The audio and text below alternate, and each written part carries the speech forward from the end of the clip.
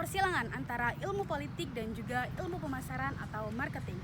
Menurut Kotler dan Bolin pada tahun 2001, mendefinisikan bahwa pemasaran politik ini merupakan suatu konsep yang harus dilakukan oleh sebuah partai politik atau kontestan dalam membangun kepercayaan citra publik.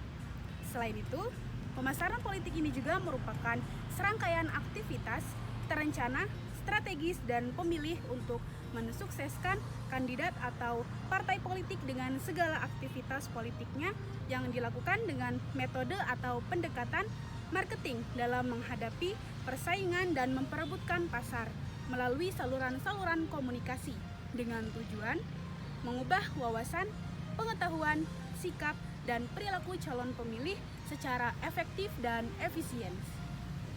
Di dalam definisi political marketing ini terdapat bauran pemasaran politik, yaitu di mana ada 4P. Yang pertama, produk, yang kedua, promotion atau promosi, yang ketiga, price atau harga, dan yang keempat, place atau penempatan. Terdapat 3 target dalam pemasaran politik. Yang pertama ada segmentasi, kedua targeting, dan juga positioning.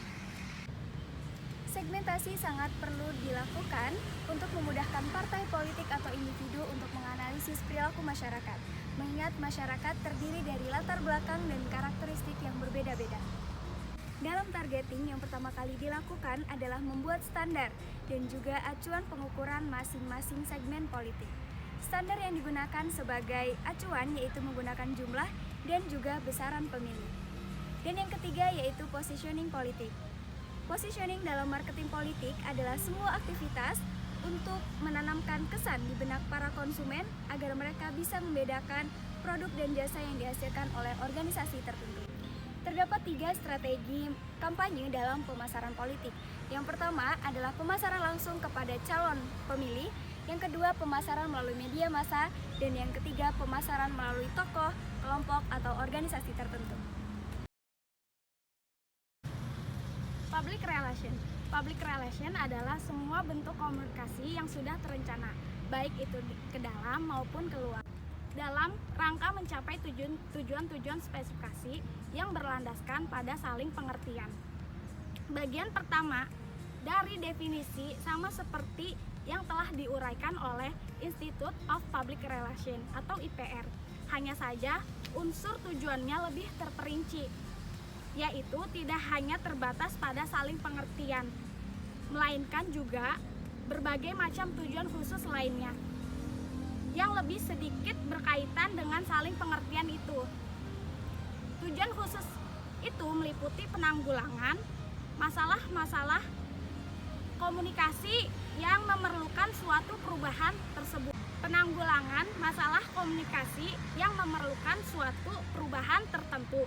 Misalnya, mengubah sikap yang tadinya negatif menjadi positif.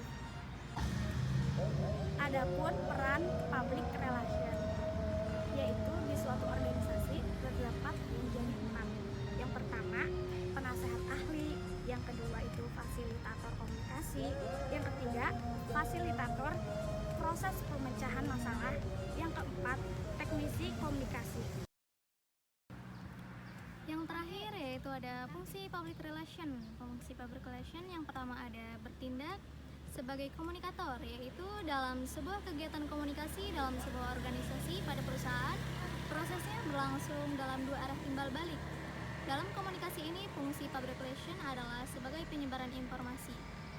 Yang kedua yaitu membangun dan membina hubungan atau relationship, yaitu yang positif yang baik dengan pihak publik sebagai target sasaran, yaitu publik internal dan publik eksternal khususnya dalam menciptakan saling mempercayai dan saling memperoleh manfaat bersama antara lembaga atau organisasi perusahaan dan publiknya. Yang ketiga yaitu ada peran backup manajemen, dan sebelumnya dijelaskan bahwa fungsi public relationship yaitu melekat pada fungsi manajemen, berarti tidak dapat dipisahkan dengan manajemen. Untuk mencapai tujuan tersebut dalam fungsi manajemen tersebut melalui tahapan yang dikenal sebagai POAC. Yang pertama ada planning, organizing, ada persuading, dan controlling.